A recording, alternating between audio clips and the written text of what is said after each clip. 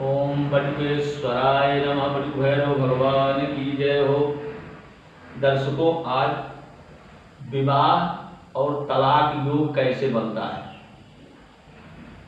लोग खर्चा बर्चा करके शादी करते हैं।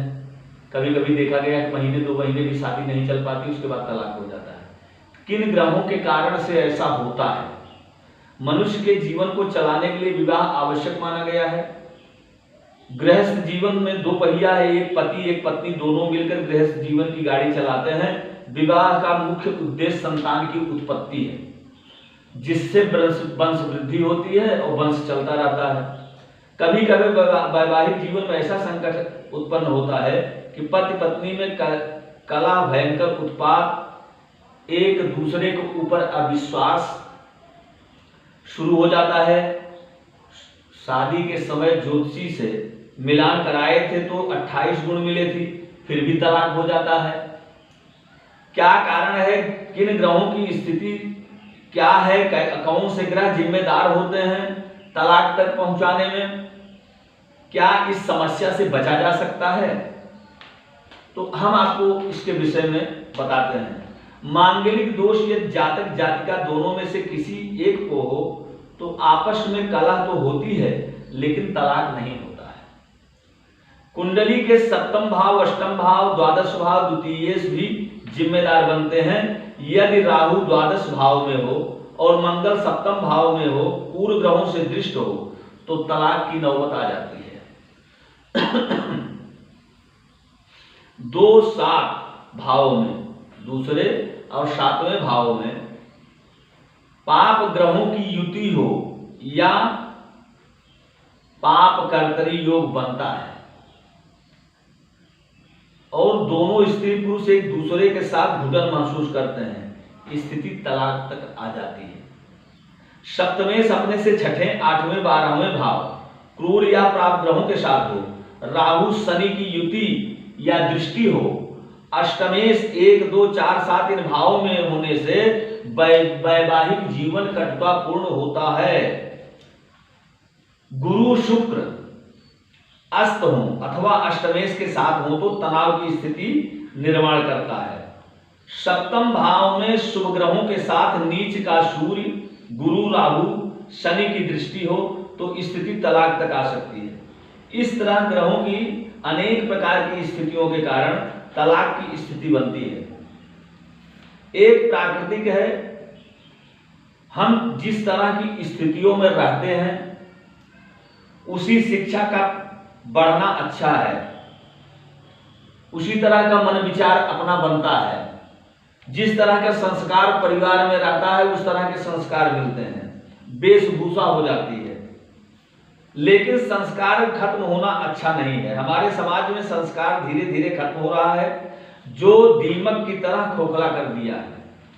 कोई भी लड़की शामिलात परिवार में रहना ही नहीं चाहती है, बड़ों को प्रणाम करने में शर्म आता है, एक शब्द भी बर्दाश्त करना नहीं चाहती है।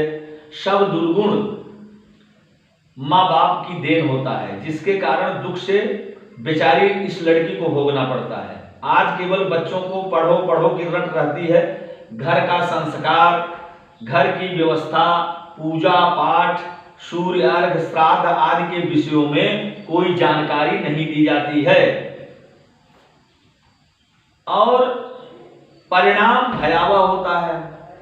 इन ग्रहों के दुष्प्रभाव से बचने के लिए कुछ छोटे छोटे उपाय करते रहने से विवाह सुखमय हो जाता है। जैसे किन्हीं एक वृक्ष को लगाने से समस्या खत्म हो जाती है और 5 वृक्ष ऐसे हैं जो ग्रह दोष, देव दोष, प्रकृति दोष, पितृ दोष, अनेक दोषों का निवारण करने वाले हैं। उन वृक्षों में एक वृक्ष है पीपल, दूसरा है बरगद, तीसरा है नीम, चौथा है आम और 5वां है पाकड़। ये 5 वृक्ष ईश्वरी शक्तियों से संपन्न है। इनमें जब फल लगता है उस समय खेत में कुछ भी नहीं होता है। इन वृक्षों के फलों से हजारों पक्षियों को, कीड़े मकोड़ों को भोजन प्राप्त होता है। पशु पक्षी सब भोजन प्राप्त करते हैं, जिससे हजारों संतों को भोजन कराने का फल प्राप्त होता है। एक वृक्ष से जो फल निकलते हैं पशु पक्षी कीड़े मकोड़े ये खाते हैं, हजारों संतों को भोजन कराने के बराबर है।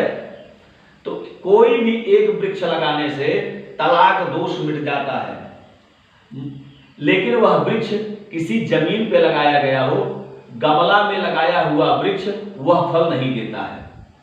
मंगलवार के दिन हनुमान जी को बतासा का भोग लगाकर बच्चों अथवा सभी को प्रसाद बांट दें तो दोष समाप्त होता है। भैरव मंदिर में लाल चना चढ़ाएं, सरसों तेल का दीपक जलाएं तो समस्याएं खत्म होगी। गेहूं के आटे की पंजीरी, जिसको चूरमा भी कहते हैं, बनाकर भैरव जी को प्रसाद लगाएं और गाय और कुत्ते को खिला दें, दोष समाप्त हो जाएगा।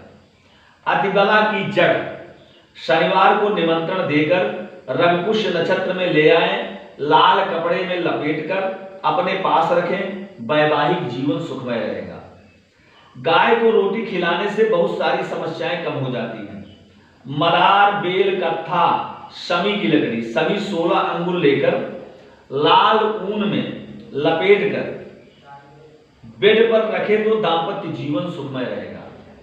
भैरव मंदिर में 1.25 किलो सप्तधान्य, 7 अनाज, 1 नारियल, 1 जनेऊ और प्रसाद चढ़ाने से ग्रहों का दोष शांत हो जाता है, दाम्पत्य जीवन सुखमय होता है। गऊ का घृत मस्तक में लगाने से और खाने से बाधाएं दूर होती हैं।